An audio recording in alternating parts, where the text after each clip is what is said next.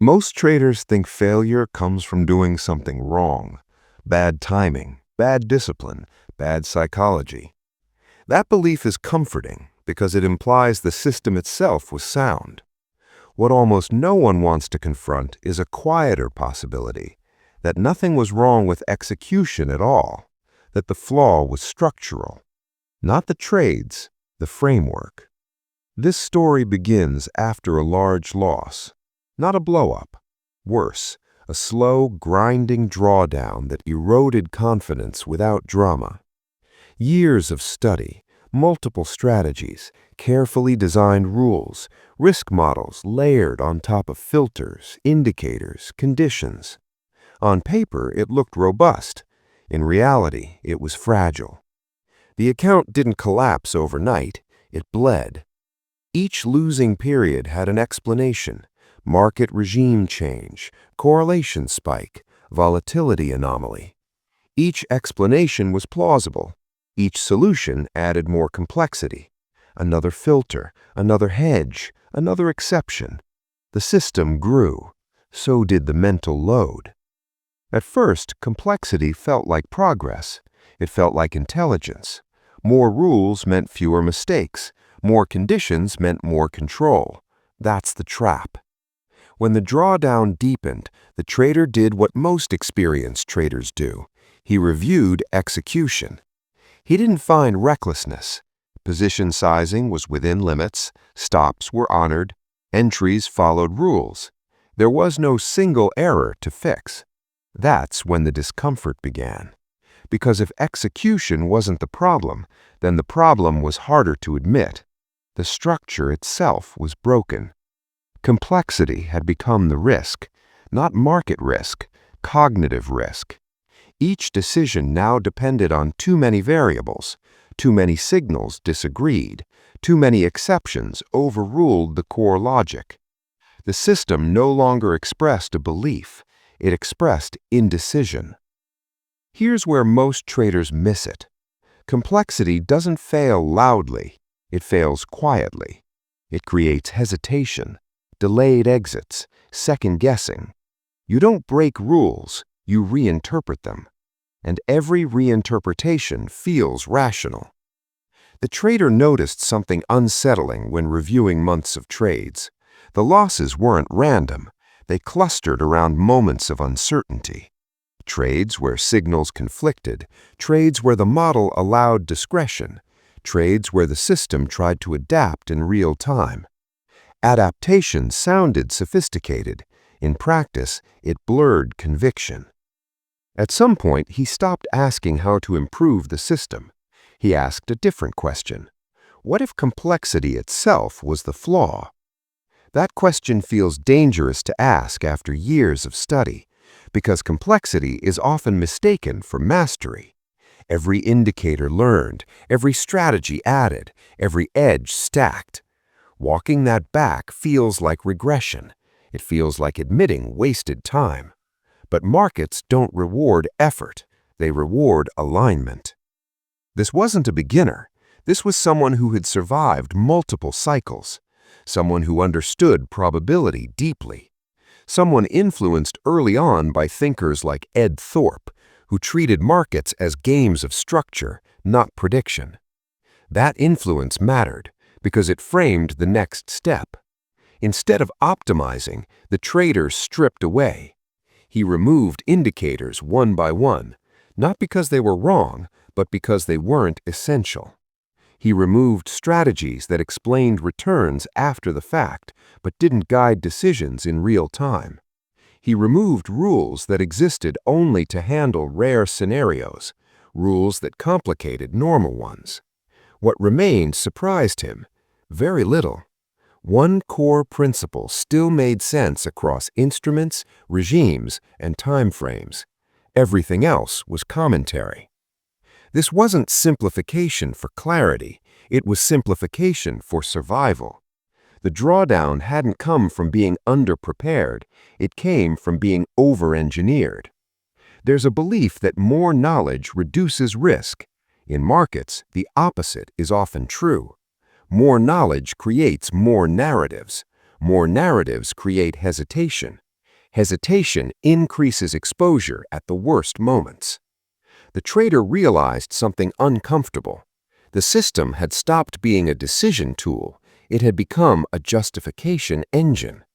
After each loss, the complexity explained why it was unavoidable. After each win, it reinforced confidence in the structure. That feedback loop is dangerous because it delays the moment of truth, the moment when you admit the system cannot be executed cleanly under pressure. Here's where identity comes in. Complex systems are seductive because they protect ego. If the system is complex, failure feels sophisticated. Simplification feels vulnerable because when you reduce everything to one principle, there's nowhere to hide, no indicator to blame, no conflicting signal to point at, just you and the decision. That's why simplification often follows loss, not insight. Pain strips illusions faster than logic ever will. The trader didn't simplify because it sounded elegant. He simplified because complexity had become unbearable. Decision fatigue was real, emotional residue from each trade carried into the next. The system demanded constant interpretation. Markets punished hesitation. That mismatch widened the drawdown. So the purge continued. What remained wasn't optimized, it wasn't impressive, it was executable. One principle that could be explained in a sentence, one condition that defined risk clearly, one rule that didn't require interpretation. Everything else was removed. Not paused, not sidelined, deleted. That moment marked a shift, not in performance yet, but in clarity.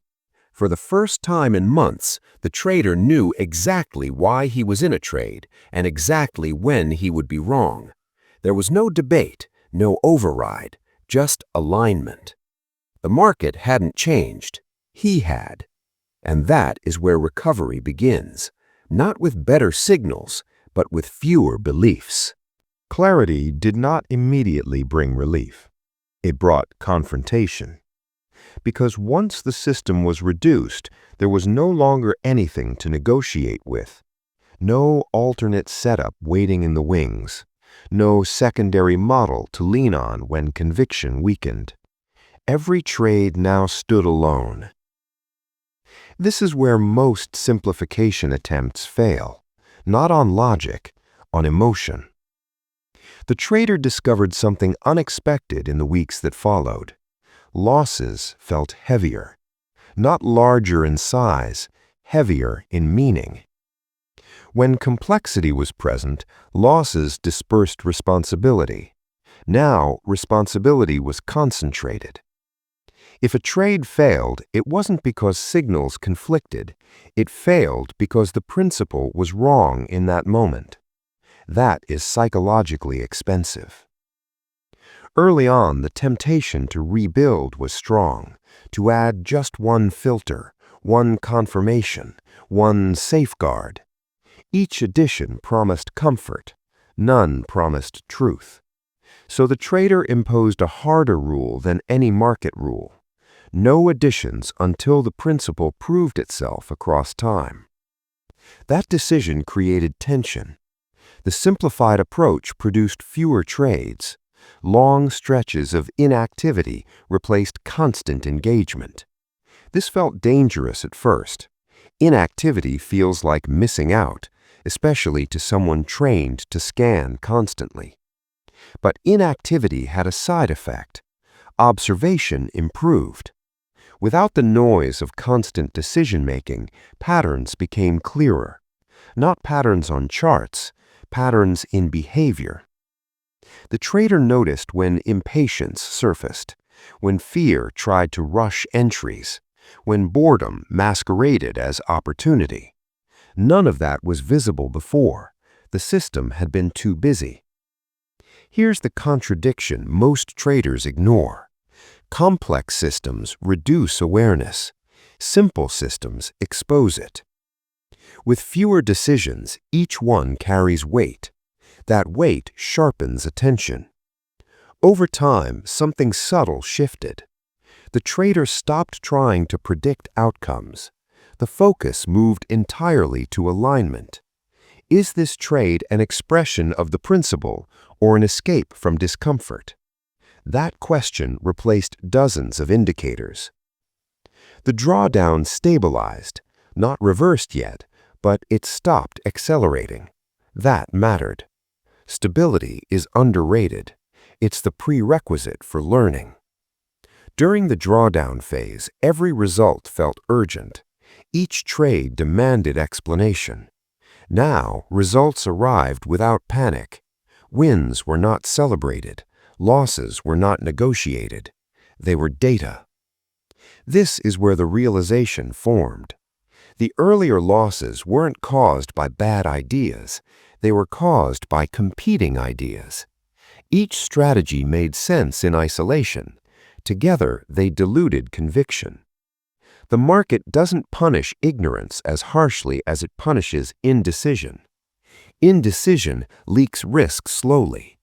Position sizing creeps, stops widen, exits delay, not consciously, structurally. The trader reviewed historical performance again, but this time through a different lens. Not win rate, not expectancy, decision quality under stress. The complex system performed well in calm conditions. It failed under pressure. The simplified system did the opposite. It was unimpressive during noise, but consistent during stress.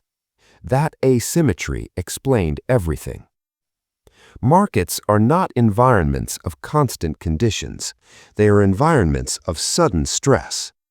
Any system that collapses under stress is not robust, it is decorative. This is the moment where the single surviving principle earned its place. It wasn't chosen for profitability, it was chosen for durability. The principle held under volatility. It held when news disrupted structure. It held when correlations broke, not perfectly, but cleanly. There was no confusion about when it failed. Failure was explicit, contained, acceptable. The trader realized that robustness is not about avoiding losses, it's about preventing cascading errors. Complexity invites cascades. One small deviation forces another adjustment, another exception, another override. Soon the system no longer resembles its original logic. Simplification breaks that chain. One principle either applies or it doesn't. There is no middle ground. This clarity changed execution. Trades were entered without negotiation, exited without resentment. Risk felt smaller even when size was unchanged, because uncertainty had been reduced. That's the insight most miss. Risk is not only about volatility, it's about ambiguity. Ambiguity drains emotional capital faster than losses. As months passed, recovery began quietly, not through a sudden equity spike, through consistency. Small wins, controlled losses. The curve smoothed. More importantly, confidence returned. Not confidence in prediction, confidence in process. That distinction matters. Prediction-based confidence collapses quickly. Process-based confidence compounds. The trader no longer scanned endlessly. He waited. Waiting became part of the system, not an absence of action. When the principle aligned with market structure, he acted. When it didn't, he stood aside. That restraint was new. Previously, standing aside felt like failure. Now it felt disciplined. The final realization arrived without drama. The trader understood that simplification wasn't about finding the best rule. It was about removing everything that interfered with execution. Execution is the bottleneck. Not ideas, not tools, not intelligence. Execution under uncertainty. And execution degrades as complexity increases. The drawdown had been the signal, not of incompetence, but of overload. Once overload was removed, performance normalized. Not spectacularly, reliably. And reliability, over time, is what markets reward. The system was now boring, predictable.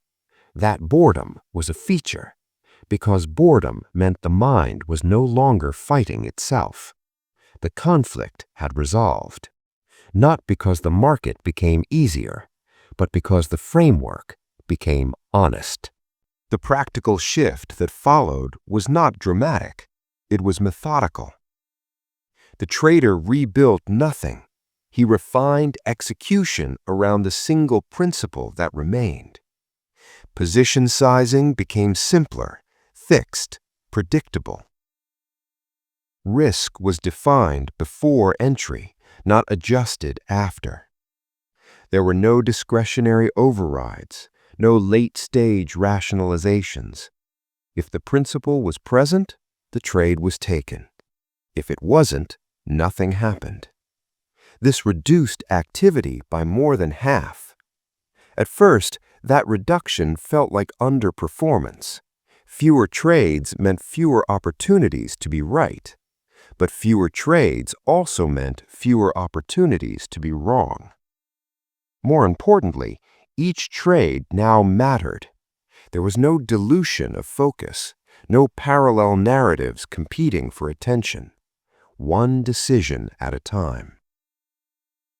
The trader also simplified review. Instead of analyzing dozens of metrics, he tracked one thing. Did the trade express the principle cleanly? If yes, the outcome was secondary. If no, the outcome didn't matter. This reframed accountability. Losses no longer triggered system changes, only violations did. That distinction stabilized behavior. Over time, the emotional response to outcomes flattened. Winning didn't inflate confidence. Losing didn't provoke repair. The system no longer invited tinkering. That alone preserved edge. Because most systems don't fail from market changes, they fail from owner intervention. The trader noticed something else. Time freed up.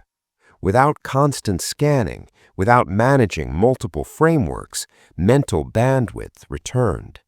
That bandwidth didn't get reinvested into new strategies. It went into rest. Sleep improved.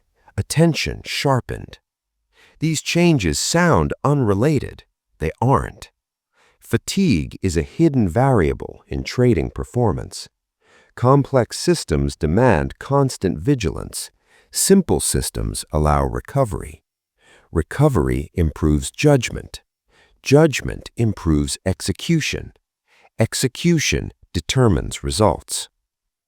Months passed. The equity curve continued its slow recovery. Not linear, not smooth, but intact. More importantly, there were no deep drawdowns. Losses stayed within expectation, no surprises. That's the real measure of robustness. Not how high a system can reach, but how little damage it sustains when wrong. Eventually, the trader revisited the old strategies, not to reintroduce them, to understand why they failed together. The answer was clear. Each strategy required a different mindset, different holding periods, different definitions of risk. Running them simultaneously fractured attention. The trader had been switching identities without noticing. Short-term trader, swing trader, mean reversion specialist, trend follower. Each identity made sense alone. Together, they conflicted. Simplification wasn't just technical, it was psychological. One identity survived, the one aligned with the core principle. Everything else was abandoned. That decision marked the end of the recovery phase, not because the account fully recovered, but because the process had. From that point forward, performance followed process, not the other way around. The trader stopped measuring success by monthly returns. He measured it by consistency of behavior. That metric never appeared in performance reports, but it governed them. Years later, the system remained unchanged. Minor refinements occurred, never expansions. No additional indicators, no new strategies, just better execution. That restraint is rare. Most traders treat systems as projects, always evolving, always improving. But markets reward stability more than novelty. The final lesson is simple and uncomfortable. If a system cannot be executed cleanly during stress, it is not complete. No amount of sophistication compensates for fragility. Complexity feels safe because it hides responsibility. Simplification feels risky because it exposes it.